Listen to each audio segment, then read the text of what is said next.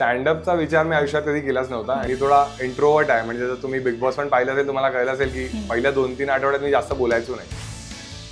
तुझ्या शो मध्ये सगळ्यांना हजार रुपये वाटतोस, हे बँकिंग कुठून येते तुझ्याकडे? आता तर माझ्याकडे खूप पैसे आहेत. आता जोक्स मारणार आहेस का सलमानवर? नाही आता मी हाय हॅलो वेलकम. मी तेजल चौकेकर खोत लोकशाहीच्या विशेष कार्यक्रमात तुम्हा सगळ्यांचं मनापासून स्वागत करते. आज या कार्यक्रमात माझ्यासोबत गप्पा मारण्यासाठी एक खास व्यक्ती आलेला आहे. खरं तर ज्यानं आपलं स्वप्न पूर्ण करण्यासाठी स्वप्नांच्या मागे धावत स्वतःला झोकून देत प्रचंड मेहनत करत यश गाठलंय आणि आता तो संपूर्ण महाराष्ट्राचं प्रेम आणि आशीर्वाद मिळवतोय आणि महाराष्ट्राचा लाडका ठरलाय. अर्थातच माझ्यासोबत आहे standup comedian, Bigg Boss fame Pranit More. धन्यवाद. प्रणित, तुझं लोकशाही मराठीमध्ये खूप खूप स्वागत. धन्यवाद. प्रणित, तुझ्यासोबत गप्पा आपल्याला पुढे करायच्याच आहेत, मात्र तुझ्यासाठी एक छान असं गिफ्ट हॅम्पर आलेलं आहे. पावक आहे आमच्या ब्रँडकडून.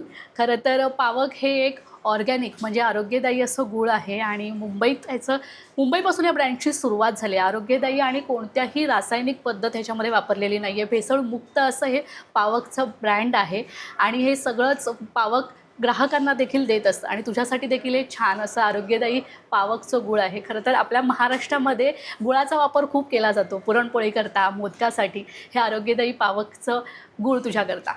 धन्यवाद. एकदम बिग बॉसच्या घराची आठवण झाली मला. तिथे ह्याच्यासाठीच भांडणं व्हायची.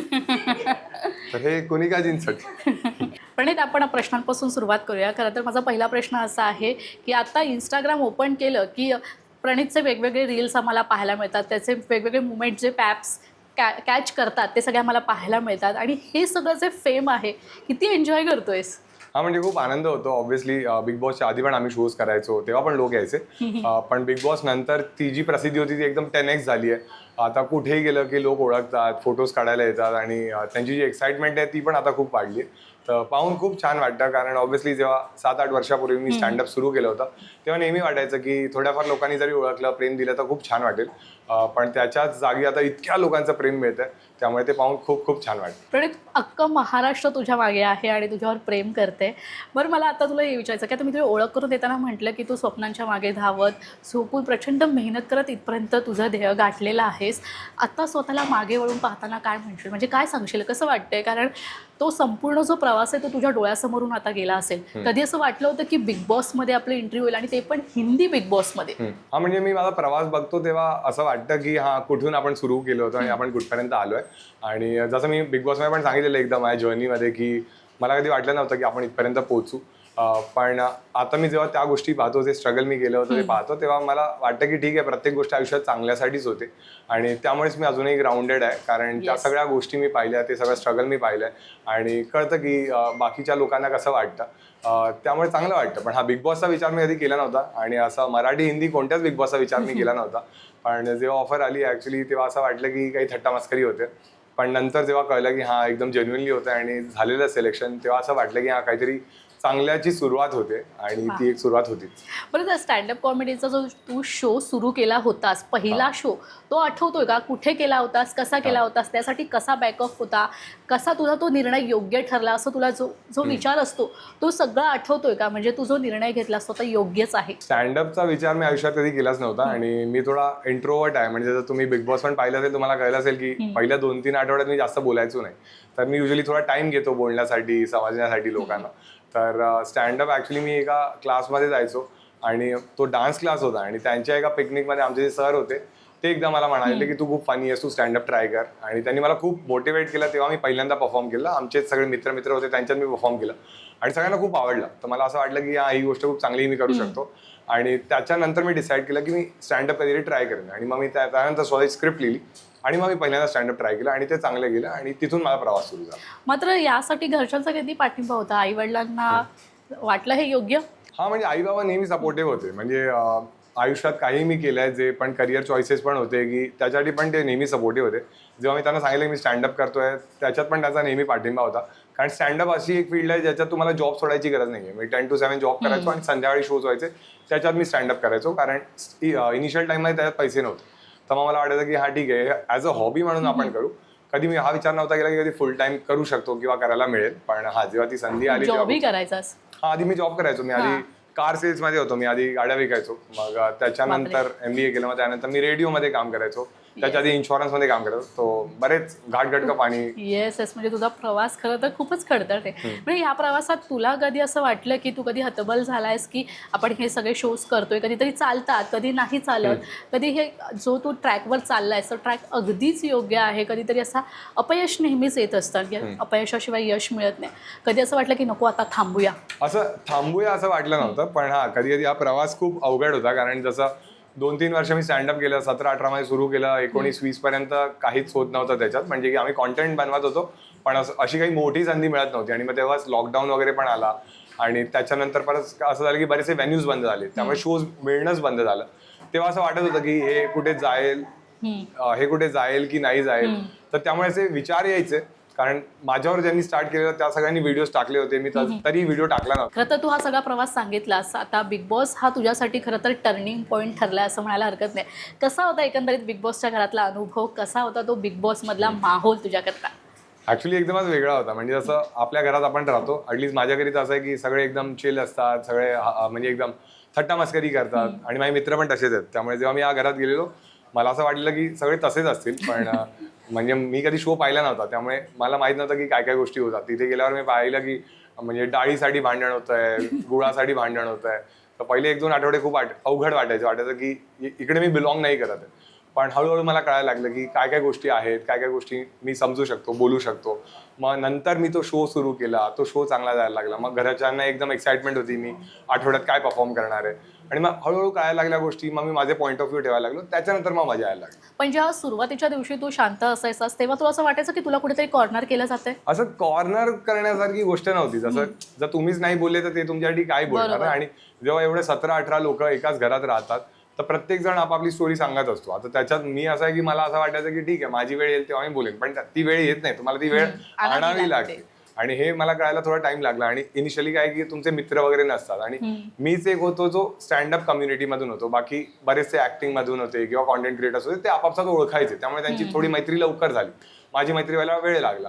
आणि त्यामुळे मला थोडा वेळ लागला तो गेम पण समजायला, लोकांशी बॉन्ड बनवायला. आणि जसं नगमाशी माझी चांगली मैत्री होती पण ती आधीच एलिमिनेट झाली, मग आवेशी झाली, तो पण एलिमिनेट झाला. त्यामुळे असं झालं की म्हणजे कोणाशी माझा बॉन्ड बनायचा आणि मग ते लोकच जायचे, आणि मग मला वाटायचं की मीच बनवतीये त्यांच्या. नाही, खरं तर बिग बॉसच्या घरात एक खास आणि खूप मस्त गोष्ट घडली आणि ती महाराष्ट्राला खूप आवडली आणि त्यानंतर तुझा खेळ आम्हाला सगळ्यांना दिसला. ती गोष्ट म्हणजे बसीरने एक विधान केलं होतं की आम्ही तुला सगळे मिळून घराच्या बाहेर काढू आणि ती वेळ लवकरच येईल, तू तुझ्या गावी परत जा, असं विधान केलं होतं. त्यानंतर अख्खं महाराष्ट्र पेटलं होतं. बाहेर इंस्टाग्रामवर खूप सारे मीम्स येत होते, खूप त्याला टीका केली जात होती. आणि त्यानंतर तू ती परिस्थिती तेव्हा खूप शांतपणे हाताळलीस आणि आता ती वेळ सगळ्यांनाच माहिती आहे कोणी कोणावर कोणती वेळ आणली आणि आता परिस्थिती आणि चित्र देखील बदललंय. आज या माध्यमातून जर बसीरला उत्तर द्यायचं असेल तर काय देशील? म्हणजे ऑब्व्हियसली जेव्हा भांडण झालेलं तेव्हा त्यांनी ही गोष्ट मला म्हटली होती. ऑब्व्हियसली तेव्हा मला खूप वाईट पण वाटलं होतं. आणि त्यानंतर जेव्हा वीकेंडचा वार झाला तेव्हा मी इमोशनल पण झालो होतो. आणि त्याच्यानंतर जेव्हा ते 1 तास झाला त्याच्यात मी त्याला ते चॅलेंज केलं होतं की बघूया घरातनं कोण आधी बाहेर पडतं. कारण तेव्हा ती गोष्ट म्हणजे अशी मला ठेच लागली होती. पण मग हळूहळू असं झालं की त्यानंतर मी आणि बसीर, तुम्ही एकाच घरात राहता ना, आपल्याला असं जसं आधी मला वाटायचं की याच्याशी तर मी कधी बोलणारच नाही, पण एकाच घरात तुम्ही राहता, तुम्हाला कामं वगैरे एकत्र करावी लागतात, तुमचं बोलणं तर होतच तिथे. मग हळूहळू जेव्हा सगळ्या गोष्टी थंड झाल्या, आम्ही बोलायला वगैरे लागलो, तेव्हा मला कळलं की म्हणजे तो मनाचा तेवढा वाईट नाहीये. भांडणात त्याने ती गोष्ट म्हटली होती, पण ऑब्व्हियसली रागात आपण बऱ्याचशा गोष्टी म्हणतो जे आपण ऍक्च्युअली मीन नाही करत. आणि त्यानंतर तो ऑब्व्हियसली माझ्या आधी एलिमिनेट पण झाला. आणि जाताना तो मला म्हणाला पण की तू चॅलेंज जिंकलास. आणि मी त्याला म्हटलं पण होतं की मला असं जिंकायचं नव्हतं, मला असं वाटलं की तो टॉप 5 पर्यंत येईल. तेव्हा मला जेन्युअनली वाईट पण वाटलं त्याच्यासाठी. आणि जेव्हा फिनालेमध्ये तो मला भेटला, त्याने मला मिठी वगैरे मारली आणि तो बोलला की जे काही झालं ते विसरून जा, की आपण काही गोष्टी म्हणतो रागात. आणि मी पण विसरून गेलो. ऑब्व्हियसली मी पण त्याला काही गोष्टी म्हटल्या होत्या. आता काय की सगळ्यांना त्या गोष्टी लक्षात ज्या त्याने म्हटल्या, पण मी पण काही गोष्टी म्हटल्या होत्या आणि त्या पण कदाचित थोड्या चुकीच्या आहेत, पण रागाच्या भरात मी म्हटल्या होत्या. आणि शो नंतर सगळ्या गोष्टी सगळे विसरून जातात, कारण इन दी एंड तेच आहे की तुम्ही बऱ्याचशा गोष्टी करता, म्हणता, काही गोष्टी असतात तुम्हाला त्या हिट ऑफ द मोमेंट मध्ये निघतात. खऱ्या आयुष्यामध्ये पण तुम्ही अशा गोष्टी म्हणता, पण त्या कोणी त्याला पाहत नाहीत, कोट नाही करत. तर मी त्या सगळ्या गोष्टी विसरलोय. आणि आता मी जेव्हा माझा शो पण गेला त्याच्यात पण बसीर आलेला आणि आम्ही गप्पा पण मारल्या. त्यानंतर तो म्हटला पण की आपली मैत्री असती तर कदाचित चित्र काही वेगळं असतं. तर याच गोष्टी आहेत आयुष्यात, ज्या गोष्टी झाल्यात त्यांना तुम्ही मागे टाका आणि त्या मनात ठेवू नका. हीच गोष्ट मी तिथे शिकलो. याचा मनात ठेवून मी चालत राहीन तर माझ्यामध्ये मग मी पण सॅड असेल, मी पण निगेटिव्ह होईन. त्यापेक्षा मूव्ह ऑन करा. अगदीच. आता तू म्हणालास की आता बाहेर आल्यानंतर तुम्ही हा शो केला, PM शो म्हणून हा एक शो केला, त्यामध्ये गौरव देखील आहे तुझ्यासोबत. हा शो आता प्रेक्षकांना कधी पाहायला मिळणार आहे? कारण की ते चाहते देखील खूप उत्साही आहे, कारण लोकांना त्या शोचे तिकीट्स वगैरे मिळाले नाहीत. सो त्यामुळे हा शो कधी येणार आहे? हा शो ऍक्च्युली खूप स्पेशल होता, कारण हा शो मी ऍक्च्युली फिनालेमध्ये करणार होतो, पण तेव्हा अशा काही गोष्टी घडल्या होत्या की मी नाही केला होता तेव्हा. तर मी डिसाईड केलं की बाहेर आल्यावर करेन, आणि मी सगळ्या जे माझे मित्र आणि कंटेस्टंट्स होते सगळ्यांना इन्व्हाइट केलं होतं. आणि ऑब्व्हियसली बऱ्याच लोकांना तिकीट्स नाही मिळाल्या, कारण एकदम सेकंदांमध्ये सगळ्या तिकीट्स गेल्या होत्या. पण खूप मेसेज आले की आम्हाला पण हा शो पाहायचा आहे, त्यामुळे हा शो आम्ही माझ्या चॅनलवर टाकणार आहोत. लवकरच येईल, ऍक्च्युली एडिटवरच आहे, माझ्यामध्ये आला पण असेल किंवा 1-2 दिवसात येईल, आणि तुम्ही तो पाहू शकता माझ्या चॅनलवर. वा, प्रणित, मला एक विचारायचं आहे की आता बिग बॉसमध्ये जायच्या आधी तू जे शो करत होतास तेव्हाचा कॉन्फिडन्स लेवल आणि आता बिग बॉस नंतर बाहेर आल्यानंतरचा कॉन्फिडन्स लेवल नक्कीच चेंज झाला असेल, तर काय फरक वाटतोय तुला या सगळ्यामध्ये? यार फ्रँकली तो कॉन्फिडन्स चेंज नाही झालाय, कारण जेव्हा मी आधी पण स्टेजवर असायचो तर तुम्ही माझे ते व्हिडिओज पाहिले तर तुम्हाला वाटेल की हा वेगळा माणूस आहे, आणि घरात मी जसा होतो तो एक वेगळा माणूस आहे. कारण स्टेज म्हणजे ते माझं होम टफ आहे. जसं आता तुम्ही मला इंटरव्ह्यू घेताय, तुम्ही खूप कॉन्फिडंट आहात, पण रिअल लाईफमध्ये कदाचित तुम्ही थोडे शांत असाल. तर बऱ्याच लोकांना हेच वाटायचं की हा शांत काय घरात, पण मी माझ्या घरी पण असाच असतो. तर मी तसाच होतो जसा मी घरी असतो. तो रियालिटी शो होता म्हणून. आणि जेव्हा मी बाहेर आलो, मी हा जो पहिला शो केला 4 महिन्यानंतर, पण मला सेम वाईब आली की मी आधी पण तसाच कॉन्फिडेंट होतो. कारण मला माहिती की जे लोक पाहायला तुम्हाला येतात ते तुम्हाला प्रेम देतात, आणि ते पहिलं लाफ्टर जेव्हा तुम्हाला मिळतं ना एखाद्या जोकवर, त्याच्यानंतर जे कॉन्फिडन्स असतो तो काही वेगळाच. कारण बिग बॉसच्या घरात सुद्धा तू हा शो तुझा चालूच होता, आम्ही पाहत होतो तुझं रोस्टर सगळीकडे. पण बिग बॉसच्या घरात असं असतं ना, म्हणजे आपल्या हाताची पाठची बोटं सेम नसतात, तसंच घरात देखील अशी काही माणसं असतातच. त्यातली एक म्हणजे तानिया. तानियाने अक्षरशः सगळ्यांनाच वेचून काढलं. म्हणजे जेव्हा पत्रकार परिषद होती आतमध्ये, तेव्हा पत्रकारांनी तिला खूप धारेवर धरलं. तुम्ही कसं तिला टॅकल करत होतात, कशी होती? कारण की तुझं देखील बऱ्याचदा तिच्यासोबत बाचाबाची व्हायची, आणि तरी सुद्धा तू तिला छान प्रत्युत्तर द्यायचास. ती शांत नाही राहायची, मग तू बोलायचास. यार म्हणजे मला बरेचसे डीएम्स पण आले शो नंतर की तान्याला कसं डील केलं, पण एवढं काही अवघड नव्हतं. म्हणजे तान्या ऍक्च्युली काय की थोडी ती एलिमेंट होती, म्हणजे ती बऱ्याचशा गोष्टी करायची एंटरटेनमेंटसाठी. मला तर ती इन जनरल आवडायची, म्हणजे ती चांगली माणूस आहे, चांगली प्लेयर होती ती ऍक्च्युली. तसा खेळ मला नाही खेळायला आवडायचा, पण जसं पहिल्या आठवड्यात मला कळलेलं की ती खोटं बोलते किंवा फ्लिप करते, म्हणून मी तिला नॉमिनेट केलेलं. त्याच्यानंतर आमचं तेवढं बोलणं नाही व्हायचं, पण असं घरच्या काही मुद्द्यांमध्ये जर तिचं काही मत वेगळं असेल किंवा एखादी गोष्ट तिने केली तर मी बोलायचो, पण माझं इंटरॅक्शन कमी होतं तिच्याशी. कारण मला हायलाइट्स होण्यासाठी जास्त करायची असं मला वाटायचं. म्हणजे काय असायचं तिचं ते असायचं की जर तिच्याशी तुम्ही काही बोलायला गेलात, तिच्याकडे एक तिची स्टोरी रेडी असायची. तर मला असं वाटायचं अरे ही स्वतःच सांगते, त्यामुळे मी तिच्याशी कमी बोलायचो. पण जे बोलायचे ते कसे डील करायचे मला माहित नाही, पण तिने जे काही केलं तिचा फायदा तर झाला. त्याच्या थ्रू तिला एक डेली सोप मिळाला, आणि मी आनंदी आहे तिच्यासाठी. बरं, जर समज आता तुझा शो सुरू आहे आणि समोर तान्या असेल, आणि जर तू तान्याला असेल तिला सांगितलंस की मी तुला 1000 रुपये देतो आणि मला उत्तर दे, तेव्हा कसं टॅकल करशील तिच्यासोबत? कसं रोस्ट करशील? पण ती 1000 रुपये नाही देणार ना, ती श्रीमंत आहे, तिला 1000 रुपयाने थोडी. बरोबर, ती चांदीच्या ती बॉटलमध्ये मला 10,000 देईल ऍक्च्युली. पण ती असं म्हणालेली मला की तू ग्वालियरला ये, मग मी माझे काय सगळा शो तुझा बुक करेन आणि मीच येऊन पाहेन वगैरे. पण या सगळ्या गोष्टी शो मध्ये बोलतात. एकदा शो झाला की कोणाला काही फरक नाही पडत, कारण प्रत्येक जण आपापल्या आयुष्यात बिझी होतो. तर मला तेवढं नाही वाटत की असं काही कधी होईल काही वेगळ्या गोष्टी. तू आता इंडस्ट्रीमध्ये इन केलेलंच आहेस, जर समज इन फ्युचर तानियासोबत एखादं काम करण्याचा प्रोजेक्ट आला तर करशील? हा, मी तर नक्की करेन. म्हणजे तेच आहे की या सगळ्या गोष्टी तुम्ही शो नंतर सगळे विसरून जातात. जसं शो नंतर तुम्ही या लोकांना भेटलात, जसं मी सक्सेस पार्टीमध्ये सगळ्यांना भेटलेलो, तर एकदम नॉर्मल असतात. तेव्हा असं नाहीये की प्रत्येक गोष्टीसाठी भांडण वगैरे करतील. म्हणजे तेच आहे, घरात असताना थोडं हायलाईट करण्यासाठी बऱ्याचशा गोष्टी होतात. बाहेर असताना तुम्हाला वाटेल अरे ही चांगली माणसं होती, कशाला भांडायची काय. बरं, आता एक दुसरा प्रश्न म्हणजे मालतीबद्दलचा. खरं तर मालती जेव्हा घरातून बाहेर गेली तेव्हा तिने सगळ्यांना भेटली, मात्र तिने तुला हक करण्याला नकार दिला, आणि त्यानंतर तू खूप इमोशनल झाला होतास. मात्र ह्या बाकीच्या सगळ्या गोष्टी वेगळ्याच, पण तुझं किती छान बॉन्डिंग होतं तिच्यासोबतचं. मालतीवर खूप चांगला बॉन्ड होता, आम्ही चांगले मित्रमैत्रिणी होतो. आणि जेव्हा ती गेली तेव्हा ऍक्च्युली आमचं एक भांडण पण झालेलं, आणि त्यानंतर आमचं बोलणं नाही झालं, आणि तेव्हा तिचं एलिमिनेशन झालं. आणि मला असं वाटलं की आमचं काही म्हणजे सॉर्टच नाही झालं, आणि त्यामुळे मी थोडा इमोशनल झालो. आणि प्लस तिच्याशी घरातले कोणी तेवढं नीट बोलायचे पण नाही, त्यामुळे मला जास्त वाईट वाटलं. पण आता शो नंतर मी बोललोय तिच्याशी, तर आता गोष्टी ठीक आहेत. हो. बरं, अभिषेक बजाज बद्दल तुला विचारायला आवडेल, कारण एका टास्कमुळे तुमच्या दोघांमध्ये वाद निर्माण झाला आणि अभिषेकला घर सोडावं लागलं आणि त्यानंतर अभिषेक बाहेर आल्यानंतर त्यांनी हे सांगितलं की मी यापुढे प्रणितशी बोलणार नाही. मात्र आता तू जेव्हा घरातून बाहेर आलास तेव्हा तुमच्या दोघांचे छान असे मिठी मारतानाचे छान अलबेल सगळं सुरू आहे असं वाटत होतं. हे खरोखर आहे का फक्त कॅमेराला दाखवण्याकरता? जर कॅमेराला दाखवण्याकरता गोष्टी असत्या तर मी बऱ्याच गोष्टी केल्या असत्या.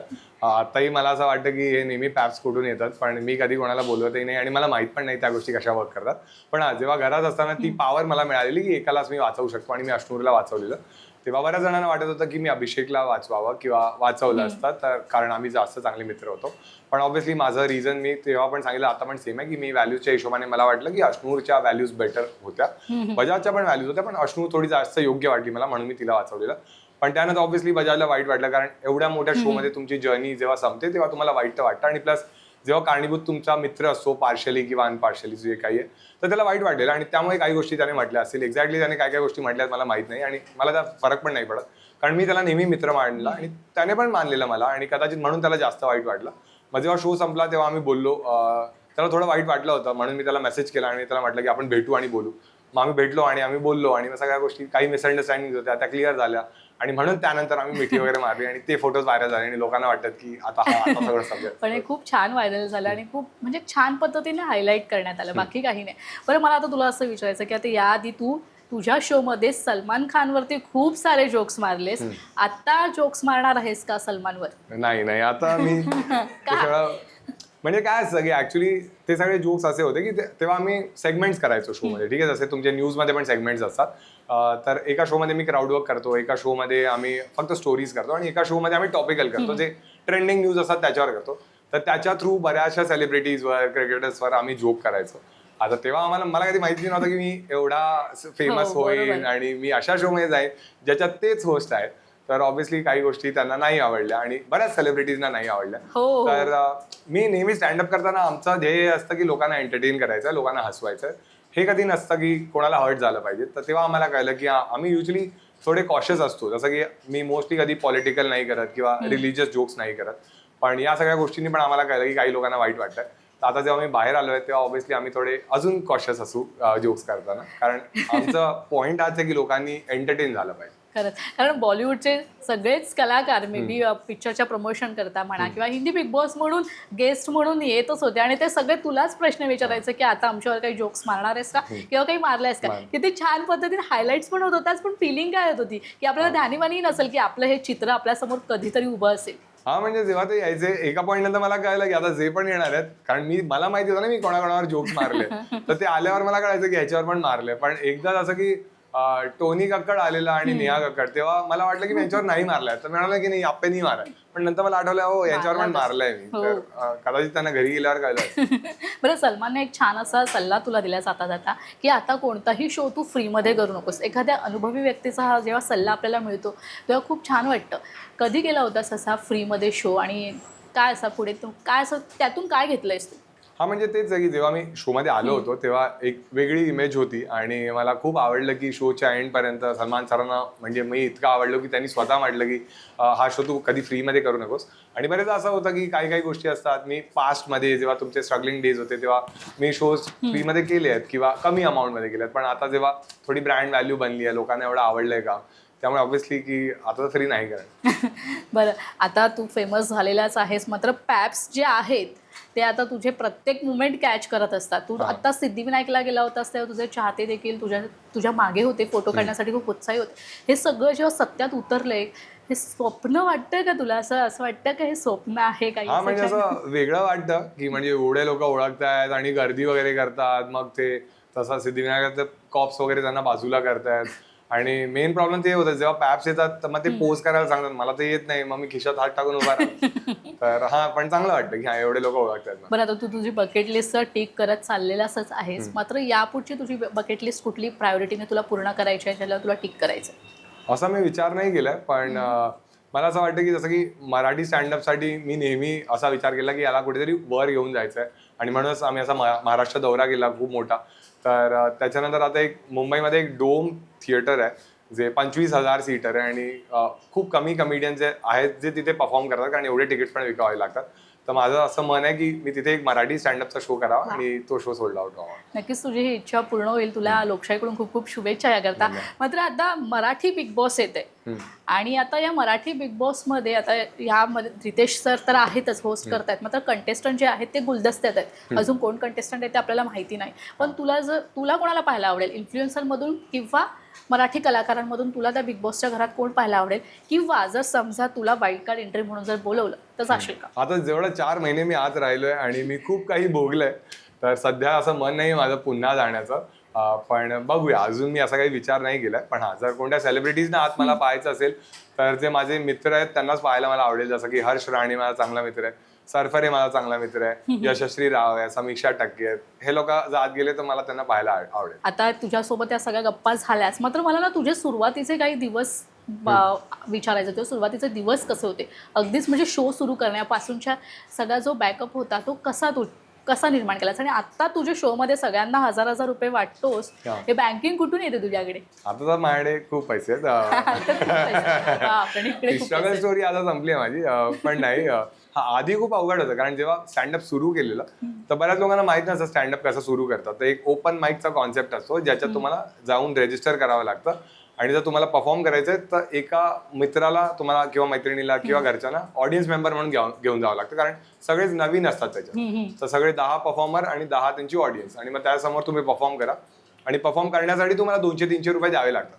तो सुरुवातीचा टाइम हाच होता की दररोज तुम्हाला पैसे पण द्यावे लागणार आहेत, एका जणाला बरोबर पण घेऊन जावं लागणार आहे. तर त्यामुळे खूप स्ट्रगल होतं ते, कारण एक तर ऑफिस माझा, मी सेल्समध्ये जॉब करायचो, तर 7 वाजता सुटेन की नाही माहीत नसायचं, आणि शो असायचे 7-8 वाजताचे. तर त्यामुळे ते मॅनेज करा, मग बॉसच्या पण शिव्या घा, आणि त्यांना माहित नव्हतं की मी हे करतोय, मग त्यांना पण सोशल मीडियावर हाईड करा.